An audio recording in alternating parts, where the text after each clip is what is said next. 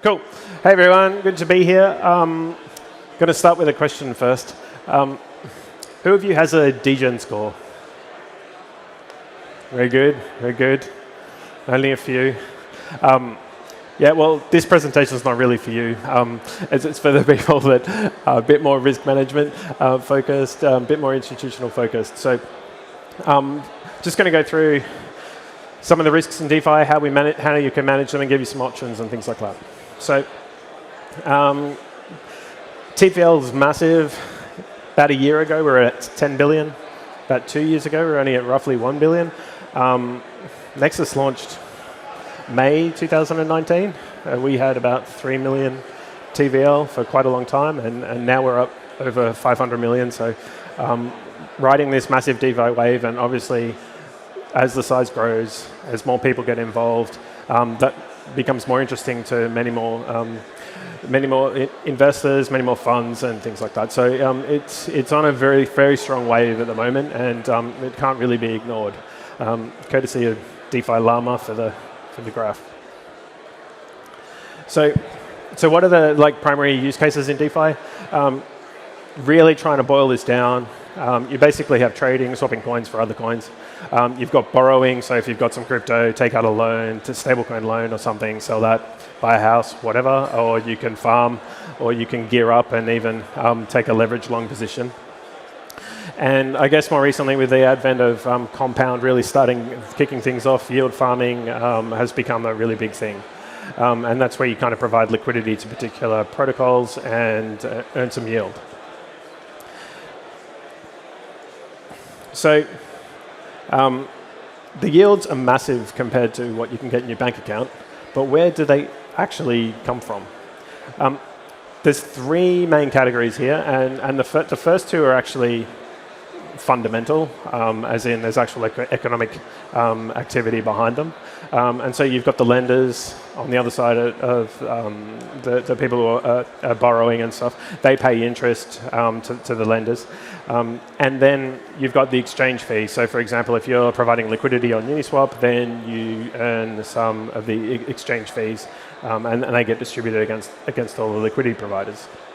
And then we've got the big third category, which is really what's driving a lot of this TVL growth. And that's essentially protocol incentives. And that's where the protocols essentially pay you to provide liquidity to their platform, and they boost up your yield. So it's basically paying users to use the platform. And in a lot of cases, you can actually borrow funds, leverage up your yield farm, and you're actually paying negative interest because of the protocol incentives more than offset the lending interest. And so that's not sustainable into the long term. But it can, and it has shown a really strong, powerful incentive to bootstrap a network. And that, for early users and early adopters, then that can really, really provide some material yield. And so who knows how long that's really going to last for. It's proven that it can keep going, and the new farms will still keep coming around, but it's not going to last indefinitely. And so we're kind of in this bit of a sweet spot now about, and there's a big opportunity right now to make the most use of that.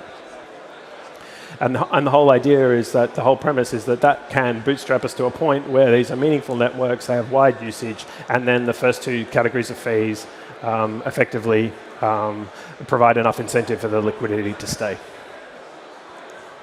So how do you access these yields, and what do you do? Usually you purchase some stable coins. I mean, you can do this with other crypto like ETH or BTC or whatever, or the native protocol token, and you essentially then deposit it into the protocol, and on a regular basis you can claim the yield in the tokens, sell it on the market, and repeat it up your stablecoin position, etc. So you kind of just go through this cycle. And the key point here is that you are providing liquidity or collateral, or money, or whatever, to a smart contract. And every single interaction here involves you putting your money in a smart contract and essentially trusting that that smart contract does what you think it does. And so I guess what we're here to talk about in terms of managing the risks is what if the smart contracts fail. So I doubt very many people in this room, including myself, can actually read the smart contracts. You're more or less just trusting that they operate as you think they operate, and you're kind of relying on the fact that a lot of other people are using them, there's a lot of other money in here, and therefore it's probably okay. And so, largely that's probably going to do you all right, but there's a whole bunch of things that can potentially go wrong. So we can have coding errors. Basically, the code, we all thought it did something, but there's an edge case there, and all of a sudden it doesn't, and money can be drained from the pool. There's a potential outside input error, so we have an oracle. So a lot of these lending pools in particular will rely on price feed oracles, whether that's via Chainlink or their own oracle systems. And if that oracle gives you the wrong value, too high or too low, then all of a sudden you can extract money from the pool, or it liquidates people unfairly, etc. So there can be losses there.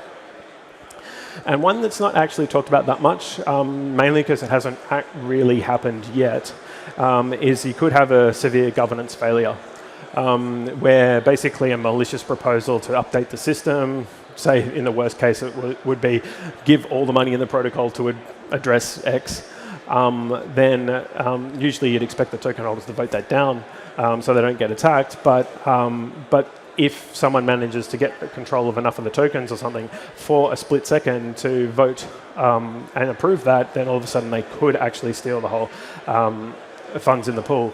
Maker was potentially open to this type of attack a while ago, but they did patch it, etc. But one of the instances was if there was enough MKR on markets that could be borrowed, then you could do a flash loan attack where you borrow the MKR for one block, vote, and then hand it back. And therefore you could actually push through a governance vote that went through. So that's not possible anymore, but the point being that it is for Maker, but the point being that type of attack can happen. So I'm just going to go through two examples here.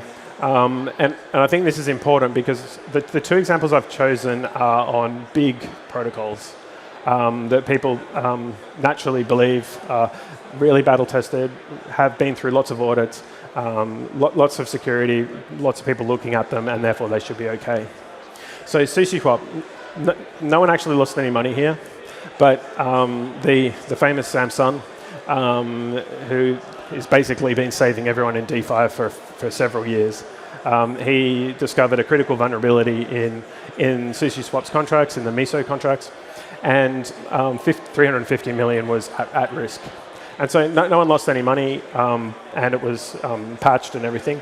But the really interesting thing here is that Sushi had undergone formal verification with Satora, and basically had come back and said, yes, the smart contracts are good. And so formal verification is thought of as a very high standard. It's basically mathematically proving that the smart contracts can only operate as per a specific specification. And what happened here was the specification was actually incomplete. And so one of the things that they needed to test against, they didn't test against. And I'm not blaming Satora here because this is really hard stuff. It's very hard to get that specification absolutely complete. But the point being that even with a really high quality audit formal verification firm, a really high quality development team, these issues can still slip through. Compound. So this one's only from a few weeks ago. So Compound's been on mainnet for a long time. They upgraded to V2. It's been there for ages. It's been operating absolutely fine. They had an Oracle issue at one point, but they've resolved that. But apart from that, nothing has been a problem. Compound has gone to decentralized governance, and that means that anyone can put up a proposal and to upgrade the smart contracts, and if it's approved by the token holders, then it upgrades. And what's happened here is that there was an upgrade put through. It had been audited, it had been looked at by a whole bunch of really high-quality auditors and people from the community, and so it was approved, but it turned out there was a bug. And basically the bug has meant that a whole bunch of the so the Compound token, incentives that get applied to the lenders and borrowers in the protocol as incentives, they basically could be unfairly claimed by some people and unable to be claimed by some others. So it basically didn't work. It's like it wasn't fair. Like these people are supposed to get this amount of money, and only a few people could take the whole lot, basically. So unintentional, existing protocol, massive amount lost. I think it's basically up to about 140 million now of comp that's at risk. I'm not quite sure how much of that has actually been taken, but the point being that Compound is really highly thought of in terms of security and process and risk, and because you've got the potential to upgrade these smart contracts, it can still lead to bugs. So if you're looking to allocate funds into DeFi, this is just a general, very simple way of thinking about risk that applies to any industry, but I think it's very important to apply it to DeFi as well. And so what you first need to do is understand the risk. What's the likelihood, and you break it up into two components. What's the likelihood of some event happening, and what's the consequence if that event does happen? And so if you've got a low likelihood event, it's very unlikely to happen, uncertain to happen, low probability event, but the consequences are really high. That's when you should start looking at insurance, because you essentially can't handle that yourself. For all the other situations, you really shouldn't be looking at insurance. You should be either if it's a low consequence, low probability, just ignore it. You should accept that as day to day. If it happens quite frequently, but the consequence is low, then you should be actually managing it, taking some other action to do it. And if it's a high likelihood, high consequence, then just get out of there. So it's a very simple framework, but smart contract risk tends to fall in the low likelihood and potential high consequence. And so that's kind of where insurance solutions come in. So that's what we've developed Nexus's products for, primarily. We've got a few products here. I'll just run through the first two. Protocol Carver is kind of the first product we've launched with. Basically, it protects liquidity. So when you provide liquidity to a protocol, if there's a hack, a governance failure, an Oracle failure that leads to loss, and you lost money, then you can claim. And I think that there is an exclusion there that's probably good to be aware of, and that's effectively rug pulls aren't covered. So if there is a core team or someone that has full control of the protocol and can extract all of the money, and that's built into the smart contracts, and they do that, then that's not covered, mainly because it's just a massively high moral hazard. Uniswap, Compound, all those others don't. That's not applicable because you can't actually do that. So yeah, I think that one's an important one, because the more admin key risk there is, the less DeFi we are anyway. So we should be getting rid of those admin keys in the first place. Yeah, so DeFi's money Lego. This is my quick side. If there's a few things put together, you probably should worry a bit. But as soon as you start stacking stuff on top of other things, then protocol on protocol on protocol, that's when it can get really risky. And that's essentially what our second product is. I'm calling this Yield Token Cover, and it's rather than covering a specific protocol like Uniswap or SushiSwap or Compound, etc., this is covering a specific token. So for example, Yearn vaults, curve pools, idle vaults, etc. If you have a specific Yearn vault, like it's the USDC vault as an example, they have like 8 strategies underneath that vault, and so they can push the money into a whole different bunch of protocols. They earn yield, they do the farming automatically, and they push the yield back up to the user, and it's a very easy to use passive yield strategy, and you don't really have to do anything, but you never really know where your money goes because there's 8 strategies and they rebalance all the time based on where the highest yield is. And so rather than having to work out, I need to cover on Yearn, Compound, Curve, all the rest of it, we basically have one product to just cover the entire stack. So it's full stack DeFi coverage for a specific token. And the idea here is that if there's a hack or an event which causes the token, basically the LP token, liquidity provider token of the vault, if that depegs for whatever reason, say money is taken from the vault, then the value of that token would depeg. Then you can always swap that token back for a stablecoin or for DAI or for ETH if it's an ETH-based vault. And so this kind of allows you to cover the full stack of risk, including a tether depeg or something like that that could happen, and in one go. And so it's a newer product, but it's a really kind of comprehensive DeFi coverage. Conceptually, what we're trying to do at Nexus is we're trying to provide the equivalent of the bank plus FDIC insurance, and we're trying to do that in the crypto native sense. So when you can combine Carver from Nexus with the Aves, the Yearns, the Compounds, Curves of the world, then that corresponds to the crypto version of bank plus FDIC insurance. And so what we're really trying to do here is rebuild their financial stack in a decentralized way where people have full custody of their own funds. And if we're really going to achieve this mission, then people and the general population are going to want protections. And so that's the type of product that we're aiming to build with Nexus. And we believe that the crypto neobanks, the new wave of neobanks that are going to come up, are going to start using the Aves, the Compounds, the Yearns of the world for their interest-bearing accounts, and they're going to start using the Nexuses of the world for the insurance of the FDIC components. So what we're really trying to do is rebuild that financial stack. The big benefit right now is that the yields are just massively different to what you can get in your bank account, and there's a big opportunity there. The risks are obviously higher. I personally think that the risk reward is still massively in favor of allocating to crypto, but you do need to be aware of what's going on and understand what's going on. So yeah, community-based coverage for crypto risk is what Nexus is about. Definitely starting with crypto risks and looking to cover all manner of things within crypto. So if there are risks that you guys want to get covered, then we're definitely happy to look at it. We're releasing new products quite regularly. So yeah, come and chat. I'd love to talk to you.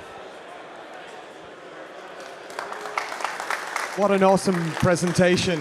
I've often been a big fan of Nexus Mutual. I think what you're doing for the industry as a whole is amazing. I think as you start to see it develop even more so, with just on your last slide there, how relevant it's going to be.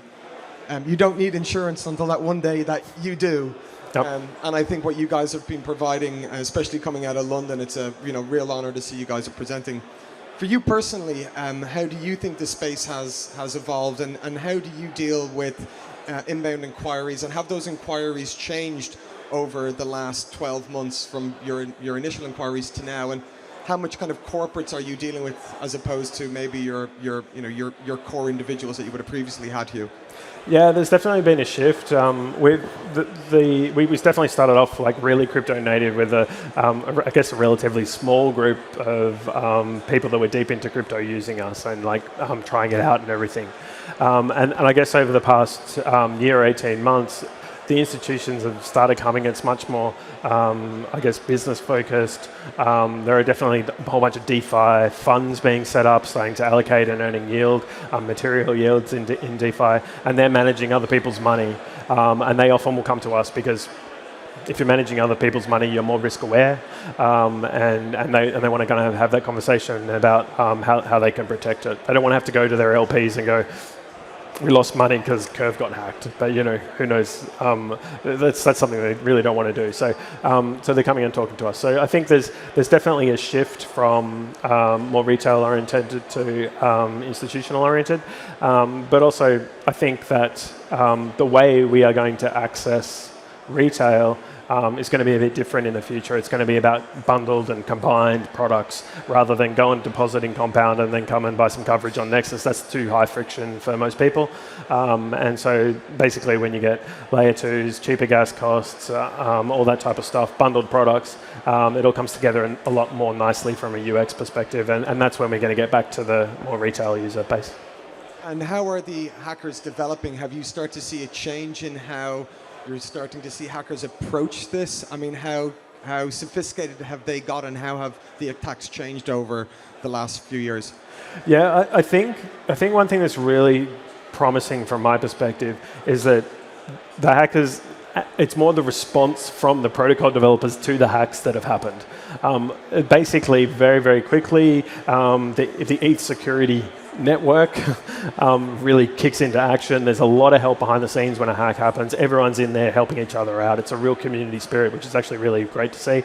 And they get in there, they work out what the solutions are, they help resolve that particular situation, and then everyone knows, and it's spread very quickly throughout tooling, throughout everything else, so that developers in the future are much less likely to make that mistake.